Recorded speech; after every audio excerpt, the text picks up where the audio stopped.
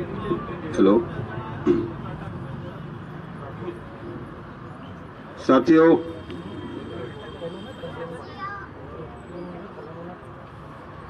मजदूरों को मान देने वाले,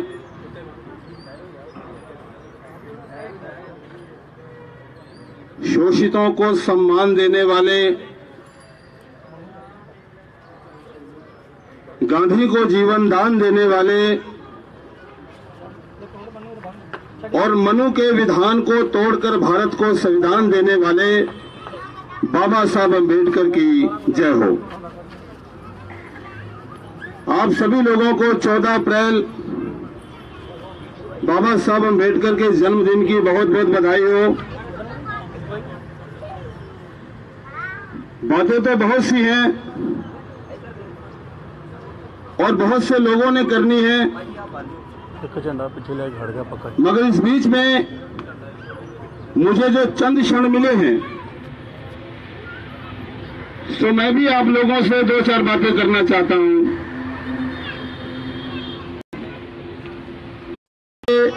एक बहुत ही खूबसूरत बात कही,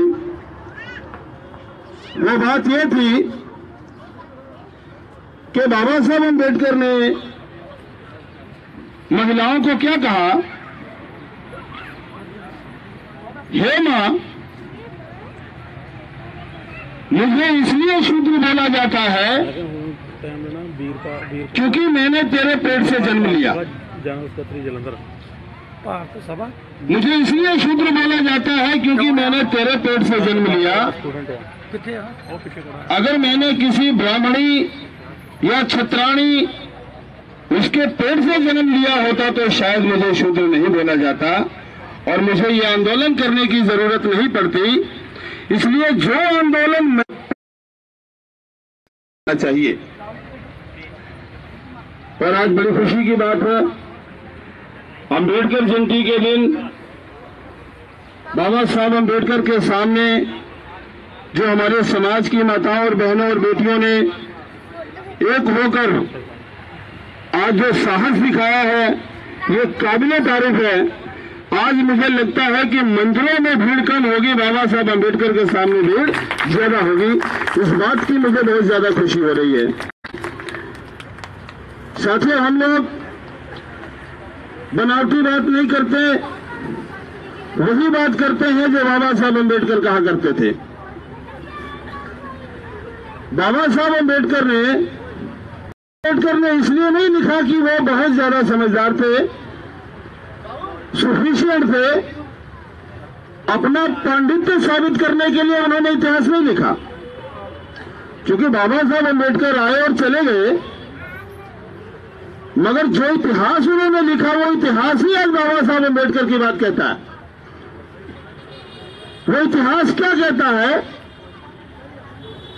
बाबा साहब मैं नहीं रहूंगा तो मेरे लोगों को आंदोलन करने के लिए कुछ तो कुछ दस्तावेजी सबूत चाहिए। इसलिए बाबा साहब अम्बेडकर ने वो साहित्य लिखा, अपने आंदोलन को दिशा देने के लिए साहित्य लिखा।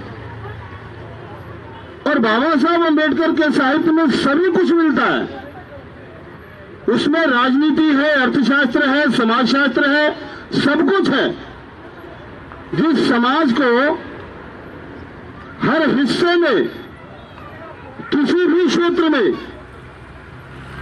वंचित कर दिया गया था, उस समाज को दिशा देने के लिए जो साहित्य लिखा, वो साहित्य हमारे समाज के बुद्धिजीवी लोग पढ़ते नहीं है, बिल्कुल नहीं पढ़ते। क्योंकि अगर साहित्य पढ़ा होता तो मैं समझता हूं कि जैसे आज की डेट में भारत मुक्ति मोर्चा के फुल टाइमर या कार्यकर्ता या मेश्राम साहब रातों को भी नहीं सोते, बाबा साहब अम्बेडकर को पढ़ने वाला इंसान रात को चैन से नहीं सो सकता, क्योंकि बाबा साहब अम्बेडकर जो करना चाहते थे वो अभी तक भारत में नदारद है। उन लोगों को नींद नहीं आती। इसलिए मैं समझता हूं कि जो लोग बाबा साहब अम्बेडकर को साहित्य को नहीं पढ़े या पढ़कर साइड में कर दिया, उसकी वजह है 1,33,000 साल भारत में चल रहे हैं। उसमें से 33,000 केवल बाबा साहब अम्बेडकर के नाम पर चल रहे हैं। एक ही संगठन प्रचार प्रसार अगर लगातार करता रहे तो वो भारत में रातों रात सरकार बना लेता है। आम आदमी पार्टी बहुत ज्यादा दिन तो नहीं हुए, दिल्ली का सीएम बन गया। अन्ना हजारे के मंच पर झंडा ढोने वाला आदमी वो सीएम बन गया, और अन्ना हजारे जो जात के ओबीसी थे आज गन्ना बेच रहे हैं, आज उनको कोई भी नहीं जानता है। प्रचार प्रसार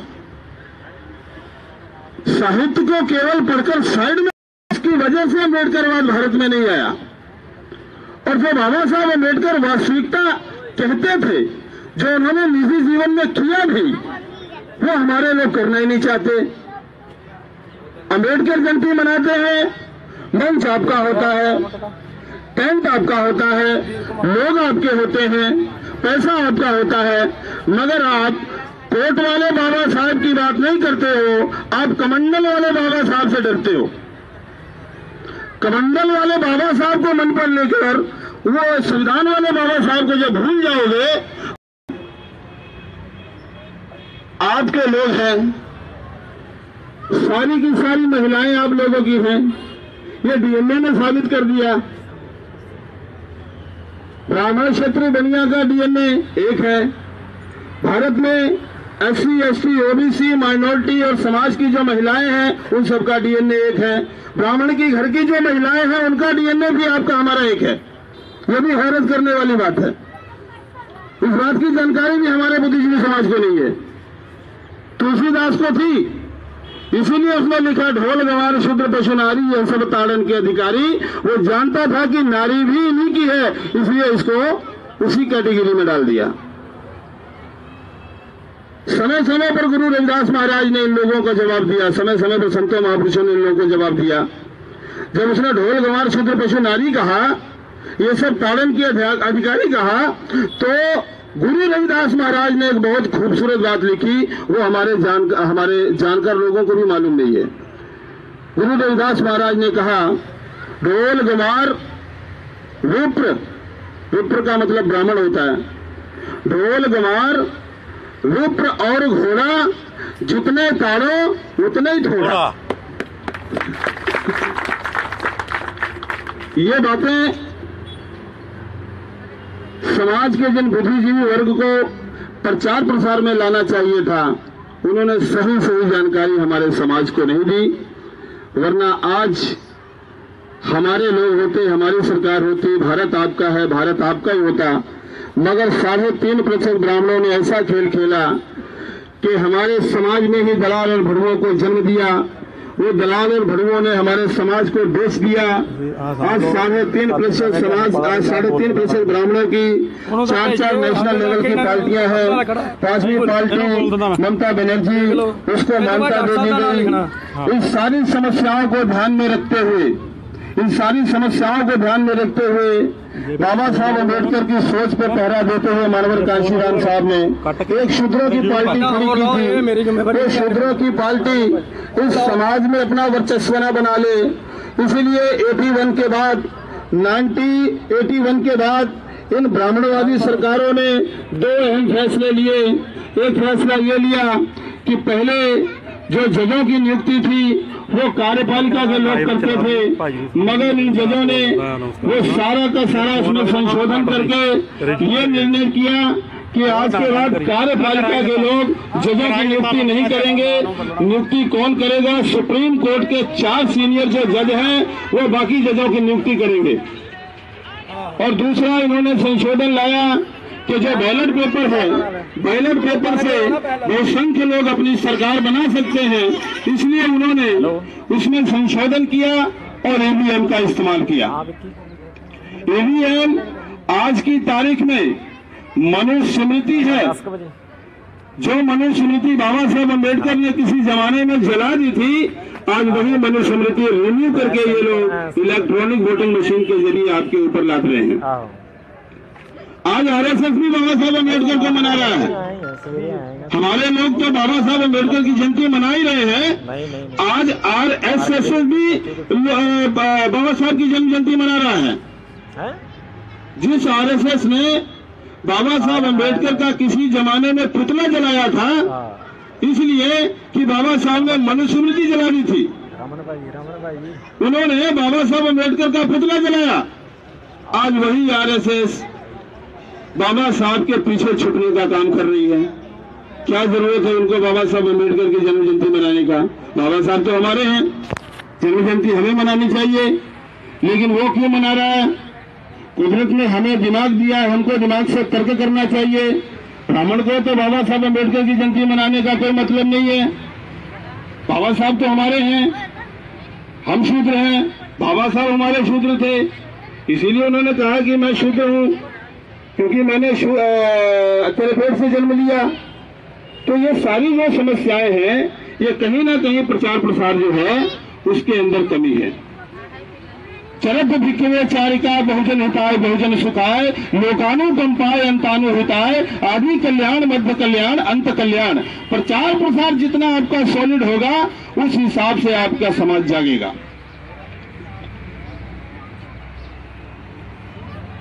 साथियों, आज की जो तारीख बाबा साहब अम्बेडकर को याद करने की तारीख, तो मैं समझता हूं कि उनको याद भी करिए, मगर साथ साथ वो भी करिए कि वो करना क्या चाहते थे।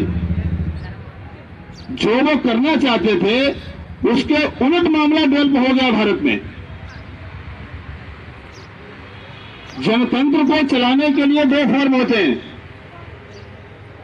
एक प्रेसिडेंशियली फॉर्म ऑफ गवर्नेंस होता है, दूसरा पार्लियामेंट्री फॉर्म ऑफ गवर्नेंस होता है।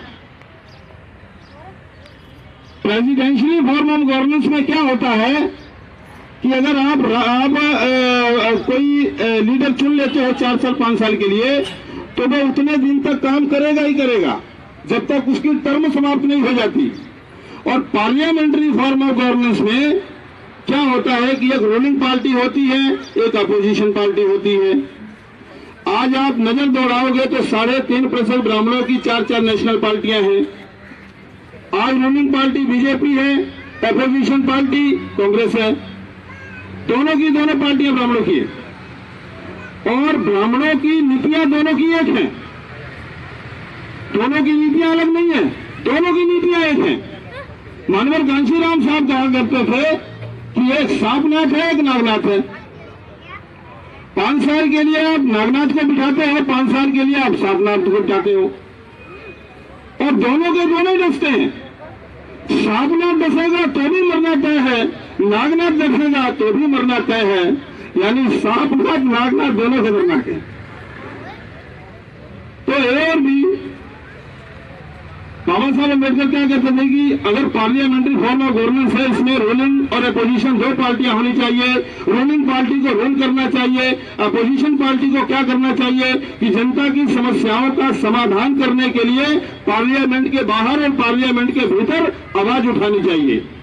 आज दोनों की दोनों पार्टियां ब्राह्मणों की हैं, एक अत्याचार करती है, दूसरा अत्याचार हो रहा है कि नहीं हो रहा है इसके ऊपर आवाज ही नहीं उठाती।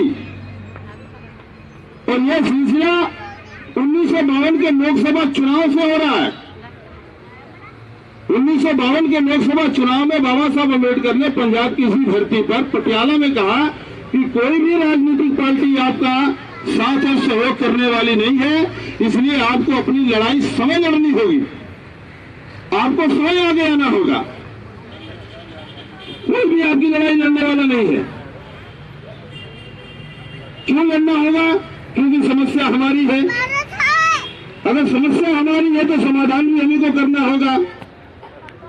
समस्या हमारी और समाधान अटल बिहारी, समस्या हमारी और समाधान अटल बिहारी। साथियों, जो समस्याएं पैदा करते हैं वो समाधान नहीं किया करते, गांठ बांध लेना। इसलिए समस्याओं का समाधान करना चाहते हो तो आपको अपनी लड़ाई समय लड़नी होगी। आप नेता बदलकर, एक नेता बदलते हो, दूसरा बैठ जाता है, दूसरा बदलते हो, तीसरा बैठ जाता है। तो नेता बदलने से नीति तो नहीं बदलती। नीति दोनों की एक है, कांग्रेस की नीति भी एक है, बीजेपी की नीति भी एक है, दोनों का एक है, सेज कानून एक है, एलपीजी कानून एक है, वो सेम उसी प्रोसीजर पर काम करते हैं। एक 5 साल के लिए लूट कर चला जाता है, दरवाजा खोल के चला जाता है कि 5 साल बाद आना, लूट के जाना, उसी दरवाजे से निकल जाना। 2009 का जब लोकसभा चुनाव हो रहा था तो इंडिया टुडे ने खबर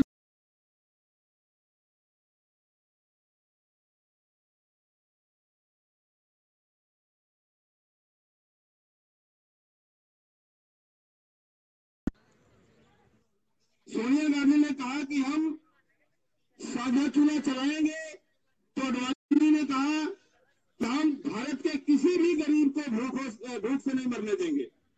यानी दोनों ही खाने की बात कर रहे हैं, दोनों देने की बात कर रहे हैं। मेश्राम साहब ने कहा कि राज तुम लोग कर रहे हो और दोनों की दोनों देने की बात कर रहे हो। मेश्राम साहब ने कहा कि तुम लोगों ने हमारे समाज को इतना नीचे गिराया है क्योंकि देने की बात हो। अगर तुम लोग सही तरीके से जनतंत्र में काम करते तो फिर तुम लोगों को देने की बात नहीं करनी पड़ती। साथियों, इसलिए आप लोगों को जागने की जरूरत है, एक होने की जरूरत है। और वो दिन तभी आएगा जब आप लोग एक होकर आंदोलन करे हुए, राजनीतिक पार्टियां केवल कुर्सी के लिए लड़ती हैं, आप लोगों के आजादी के लिए नहीं। हम लोग आज भी गुलाम हैं, कल भी गुलाम थे, लेकिन आपके बच्चे गुलाम ना हो उसके लिए आपको एक होकर लड़ना।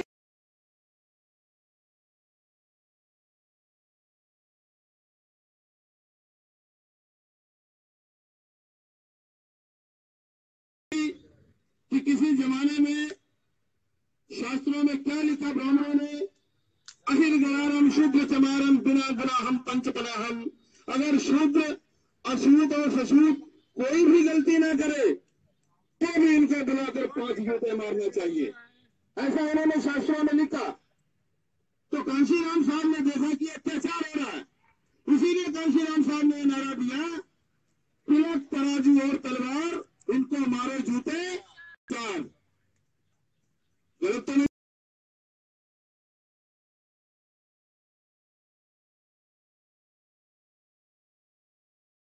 शायद इनको बात लग गई है।